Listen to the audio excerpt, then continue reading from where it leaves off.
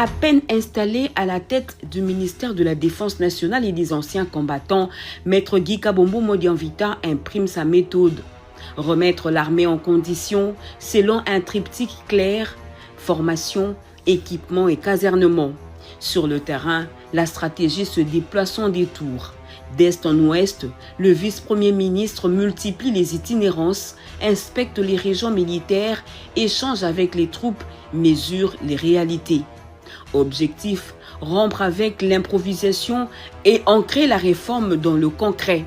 Excellence, Monsieur le Président de la République, comme un médecin devant un malade, j'avais estimé nécessaire de commencer par l'examen des maux qui rongent les forces armées de la République démocratique du Congo, diagnostiquer afin d'apporter les remèdes appropriés. C'est pourquoi, dans les 6 premiers mois ayant suivi ma nomination, j'ai entamé les missions d'itinérance dans les différentes unités de forces armées de la République démocratique du Congo à travers les territoires nationaux qui m'ont conduit tour à tour. Ici à la 11e région militaire, garnison de Kenge, Kikwit et Bandondoville. À la 12e région militaire, garnison de Mbazangungu, Tombangadio, Matadi, Boma, Kitona et Banana. À la 13e région militaire, garnison de Mbandaka, Wende, Sala, Kemena, Badolite et Kotakoli. À la 14e région militaire, les unités de la garnison de Kinshasa.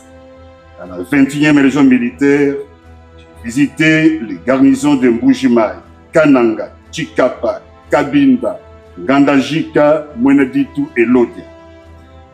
À la 22e région militaire, garnison de Kolwezi, Lubumbashi, Bikasi, Kipushi, Kasumbalesa, Mokambo, Kamina, Kalemi et Moba.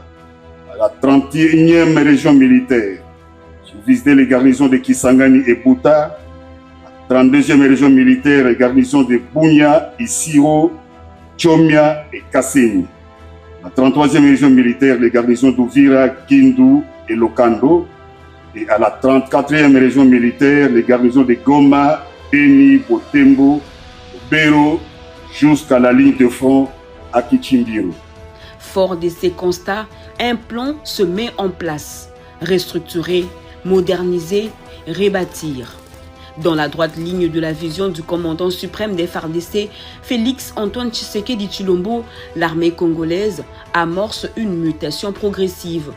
Formation renforcée, équipement adapté aux exigences du front, infrastructures modernisées, la dynamique est enclenchée. Et les résultats commencent à se matérialiser. Excellence, Monsieur le Président de la République, lorsqu'il a plu à votre suprême autorité de me nommer à la tête du ministère de la Défense nationale et anciens combattants, m'avaient été assignées 2 missions. Premièrement, réorganiser de fond en comble les unités de forces armées de la République démocratique du Congo sur l'ensemble du territoire national avec comme instruction l'arrêt des replis stratégiques de nos militaires sur les théâtres des opérations qui sont désormais derrière nous. Deuxièmement, construire une armée réellement républicaine, professionnelle, moderne et dissuasive. À Kikwit, dans la province de Kwilu, 4 infrastructures militaires flambant neuves sortent de terre. 19 mois après le passage du vice-premier ministre, ministre de la Défense nationale et des anciens combattants dans le Grand Bandundu. Quartier général de la 11e région militaire,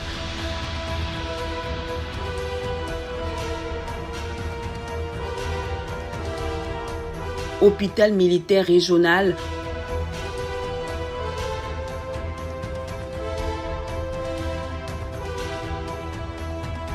auditorat et haute cour militaire,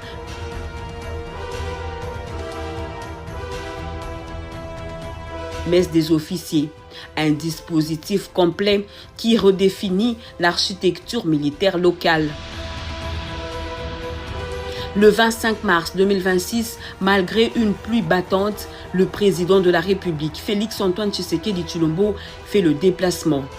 Accueilli par Maître Guy Kabombo Modianvita et les autorités locales, le chef de l'État inaugure le quartier général de l'état-major de la 11e région militaire. Un geste fort, salué par une population venue nombreuse, symbole d'un soutien affirmé aux forces armées. Dans son allocution, le vice-premier ministre, ministre de la Défense nationale et des anciens combattants insiste. Ces infrastructures ne sont pas des simples ouvrages, mais des outils stratégiques au service de la discipline, de la justice militaire et de l'efficacité opérationnelle. Il appelle les bénéficiaires à en faire un usage exemplaire tout en réaffirmant son engagement à rendre irréversible la modernisation des FARDC. La construction de ces ouvrages constitue donc une réponse à la demande formulée par les unités de la garnison de Kikwit au cours de ma mission d'itinérance en juillet 2024. Cette initiative s'étendra également dans d'autres régions militaires pour l'amélioration des conditions de travail et la prise en charge sanitaire de nos militaires et de leurs dépendants.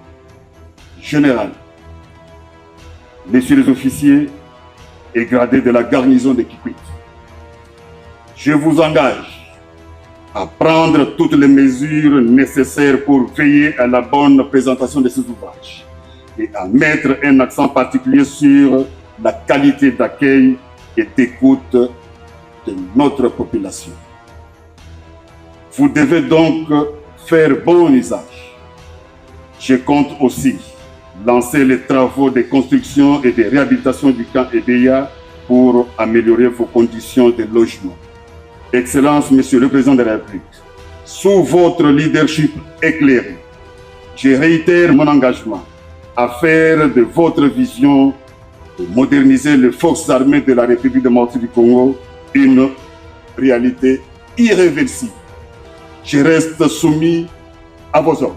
La visite se poursuit par l'inspection des installations jusqu'aux messes des officiers où le chef de l'État, commandant suprême, partage un moment avec les militaires. Un geste de proximité qui marque les esprits. Le lendemain, il enchaîne avec la visite de l'auditorat et de la haute cour militaire, consolidant ainsi l'ancrage institutionnel de la réforme. Seul point en suspens, l'hôpital militaire régional, pourtant pièce maîtresse du dispositif sanitaire, n'a pas pu être visité en raison d'un agenda présidentiel chargé. Mais au-delà des inaugurations, c'est un signal qui est envoyé. C'est lui d'une armée qui se reconstruit pierre après pierre. Car pour Kinshasa, l'enjeu est clair, transformer durablement les FARDC en une force crédible, structurée et pleinement capable de défendre chaque parcelle du territoire national.